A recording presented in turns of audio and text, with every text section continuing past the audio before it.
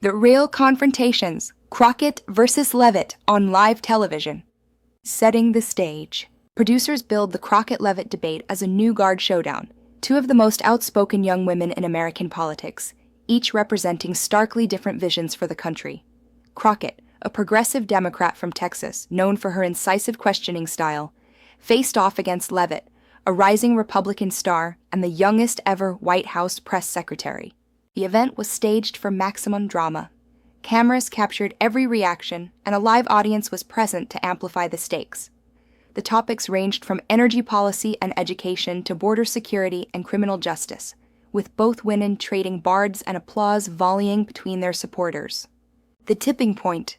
The debate, initially tense but civil, escalated as Leavitt attempted to paint Crockett as performative and overly aggressive. Crockett's response was surgical. She countered with facts, documentation, and a now viral retort. "That's not a platform. That's a preview."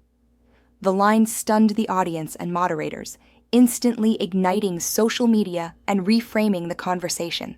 As the debate continued, Leavitt's attempts at intimidation, including veiled threats and performative confidence, met with Crockett's unwavering composure.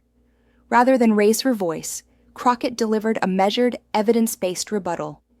She introduced a letter from the widow of a corrections officer, using it to highlight the real-world consequences of criminal justice policy. The moment is described as a masterclass in control and clarity, with Crockett's calm dismantling of Leavitt's arguments leaving the latter visibly shaken. Aftermath and public reaction. The fallout was immediate. Clips of Crockett's performance went viral under hashtags like #CrockettClapback, with millions praising her restraint and precision. Political analysts dubbed the moment a turning point, with Politico's newsletter declaring, "Leavitt silenced, Crockett rises. The age of receipts begins." Leavitt's support began to erode. Key donors withdrew, and media surrogates issued apologies.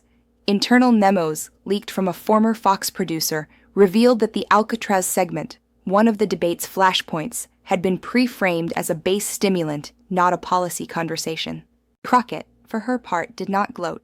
Instead, she delivered a somber 6-minute floor speech in the House, later dubbed the silence doctrine by analysts.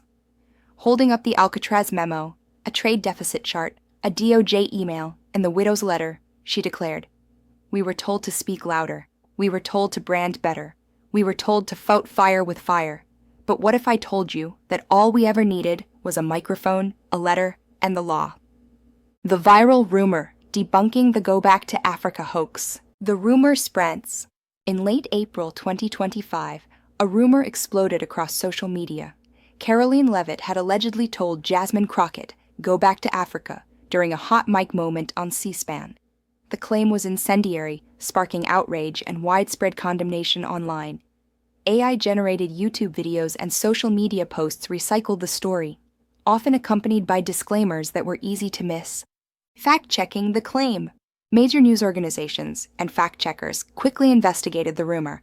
No credible evidence was found to support the claim.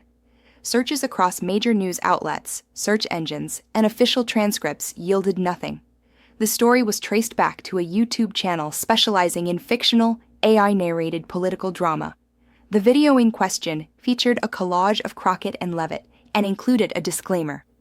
"The stories presentadas aquí son enteramente ficción y creadas solamente para la puro entretenimiento. Una resemblancia pueden tener coincidencias y su mirada de la negación." Despite the disclaimer, the video was widely shared and repackaged across platforms like TikTok, Facebook, Instagram, and X, amassing millions of views. The narrative was recycled with different characters in other videos, suggesting a pattern of using sensationalism to drive engagement and ad revenue. Official responses. Neither Jasmine Crockett nor Karoline Leavitt publicly addressed the fabricated remark, likely recognizing the story's lack of credibility and the dangers of amplifying misinformation. Fact-checkers concluded unequivocally that the incident never happened, and the rumor was categorized as glurge, a term for fabricated, sentimental stories designed to go viral. The anatomy of a viral political moment. Why did Crockett's real response resonate? Crockett's approach in the televised debate, calm, fact-driven, and emotionally resonant, stood in stark contrast to the performative aggression often seen in political media. By refusing to engage in shouting matches or personal attacks, she shifted the narrative from spectacle to substance. Her use of documentation and personal testimony, such as the Wales letter, underscored the real-world impact of policy decisions. This strategy not only won her praise from viewers and analysts, but also exposed the limitations of Leavitt's approach, which relied heavily on talking points and sound bites. The moment became a case study in the power of composure and preparation in high-stakes political communication.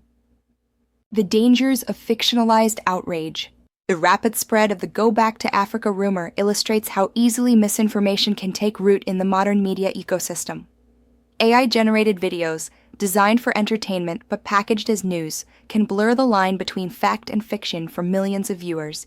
Even with disclaimers, the emotional charge of such stories can drive viral engagement and shape public perception, often at the expense of truth.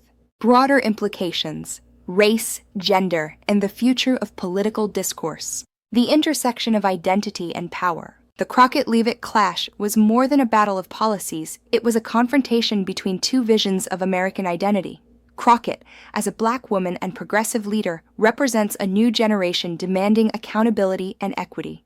Leavitt, as a young conservative woman in a high-profile role, embodies a different kind of disruption, one that appeals to a resurgent right-wing base. Their exchange highlighted the persistent challenges faced by women and people of color in politics, including the weaponization of stereotypes and the ever-present threat of racist or sexist attacks, real or fabricated.